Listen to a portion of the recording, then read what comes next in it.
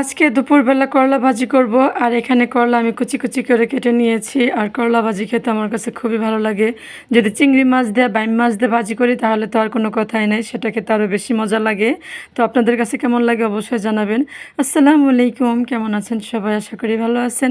আলহামদুলিল্লাহ আমি আল্লাহর রহমতে ভালো আছি। তো আপনাদের ভাইয়া আজকে সারাদিন কী কী বাজার করছে সেগুলো আজকে আপনাদের মাঝে শেয়ার করব। এখানে আপনাদের ভাইয়া করলা নিয়ে আসছে আর কলমি শাক নিয়ে আসছে। আমি করলাটা কুচি কুচি করে কেটে নিয়েছি, সাথে দুইটা ছোট ছোট আলুও দিয়েছি করলা ভাজির সাথে। আর এখানে আমি কলমি শাক বেছে নিচ্ছি। কলমি শাকগুলো খুবই ভালো ছিল, টাটকা ছিল, মনে হচ্ছিল যে এইমাত্র ক্ষেত থেকে তুলে নিয়ে আসছে। আর আমার কাছে কলমি শাক কিন্তু খুবই ভালো লাগে। আর প্রতিদিন শাক হলে তো কোনো কথাই নেই, আমার কাছে প্রতিদিন শাক হলে প্রতিদিনই খেতে ইচ্ছে করে, খুবই ভালো লাগে। আর এখানে মেয়েদের জন্য আমি ব্রয়লারের মুরগি রান্না করব। তো মেয়েরা বলতেছে যে আমি আজকে ব্রয়লারের মুরগি খাবো। তো আপনাদের ভাইয়া ব্রয়লারের মুরগি তেমন একটা খেতে পছন্দ করে না। তো আজকে দুপুরে আপনাদের ভাইয়া বাসায় খাবে না, অবশ্য অন্য এক জায়গায় দাওয়াত আছে। তো ভাবলাম যে ব্রয়লার মুরগিটা আমি এভাবে কষিয়ে রান্না করব।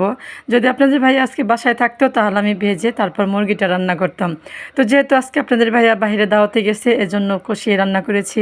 আর অনেক কাজ ছিল আজকে, বাঁচতে সময় পাইনি, এর জন্য আজকে ভেজে রান্না করব না। আর আপনাদের ভাইয়া ব্রয়লার মুরগি একদমই খেতে চায় না। তো যাই হোক, এখানে আমি একটা প্যান বসিয়ে দিয়েছি, তারপর আমি তেল দিয়ে দিয়েছি, পেঁয়াজ দিয়েছি। আর পেঁয়াজ কুচি কুচি করার সাথে আমি পেঁয়াজ বাটাও একটু দিয়ে দিয়েছি। তারপর আমি সব মশলা একসাথে অ্যাড করে দিয়েছি। এখন আমি সব মশলা একসাথে কষিয়ে নেব অনেক সুন্দর করে, যে পর্যন্ত তেল উপরে ভেসে না ওঠে সে পর্যন্ত আমি সুন্দর করে কষিয়ে নেব। যেহেতু ব্রয়লার মুরগি তো মশলা যত কষাবো ততই ভালো হবে। এই তো তেল উপর দিয়ে ভেসে উঠেছে, দেখতে অনেক সুন্দর লাগতেছে, কালারটা অনেক সুন্দর আসছে। তো আমার মা সবসময় বলছে যে যখন মুরগি রান্না করবা তখন মশলাটা বেশি কষিয়ে নিবা, খেতে ভালো লাগবে। তো আমি এখানে মুরগির মাংসগুলো একটু একটু করে দিয়ে দিচ্ছি আর সুন্দর করে মাংসগুলো কষিয়ে নেব। আর দেখতে কিন্তু অনেক লোভনীয় লাগছে। তো ভিডিওটা গতকালকে আপলোড করতে পারি নাই ব্যস্ততার কারণে, তাই ভাবলাম যে ভিডিওটা আজকে আপলোড করি। তো আপনাদের কাছে কেমন লাগছে আমার ভিডিওটা অবশ্যই কিন্তু কমেন্টস করে জানাবেন। তো আমি এখানে মুরগির মাংসটা সুন্দর করে কষিয়ে নিচ্ছি কিছুক্ষণের জন্য। তারপর আর বাকি কী কী কাজ করলাম সেগুলো আপনাদের মাঝে শেয়ার করব। তো আপনাদের ভাইয়া এখানে আজকে একটা বিশাল বড় তরমুজ নিয়ে আসছে। আর এই গরমের মধ্যে তরমুজ খেতে তো খুবই ভালো লাগে, ফ্রিজে রেখে ঠান্ডা ঠান্ডা। আর আপনাদের কাছে কেমন লাগে অবশ্যই কিন্তু কমেন্টস করে জানাবেন। আর এই যে গরম পড়ছে আর এই গরমের মধ্যে আপনারা বেশি বেশি করে তরমুজ খাবেন। আর তরমুজের কালারটা কিন্তু অনেক সুন্দর আসছে, ভিতরে অনেক সুন্দর ছিল, মিষ্টিও ছিল, প্রচুর মিষ্টি ছিল। আর সাথে বাঙ্গিও নিয়ে আসছে, বাঙ্গিও কেটে ফ্রিজে রেখে দিয়েছিলাম, তরমুজও কেটে ফ্রিজে রেখে দিয়েছিলাম। ঠান্ডা ঠান্ডা এখন বাঙ্গি খাবো আর তরমুজ খাবো। তারপর বিকেলবেলা ছোটো মেয়েকে নিয়ে গেলাম একটু বাইরে কিছু কেনাকাটা করার জন্য। তো যেহেতু আমি ভিডিও করি এর জন্য আমার কিছু ইম্পর্ট্যান্ট জিনিসপত্র ছিল। তো ভাবলাম দুটা প্লেট নেই, প্লেটগুলো অনেক সুন্দর ছিল। যেহেতু আমার রান্নার ভিডিওর মধ্যে প্লেটগুলো বেশি ইম্পর্ট্যান্ট, আবার সুন্দর সুন্দর হাঁড়ি পাতিল, তারপর সুন্দর সুন্দর বাটি। আর যেগুলো দেখতেছি সেগুলো ইচ্ছে করতেছে নিয়ে যাই।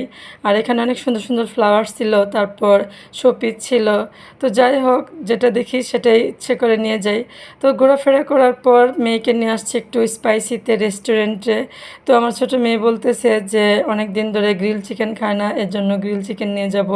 তো অর্ডার দিয়েছি, আমি এখানে বসে বসে একটু অপেক্ষা করতেছিলাম। আর আমার ছোটো মেয়ে একটু ভিডিও ক্লিপ নিচ্ছে।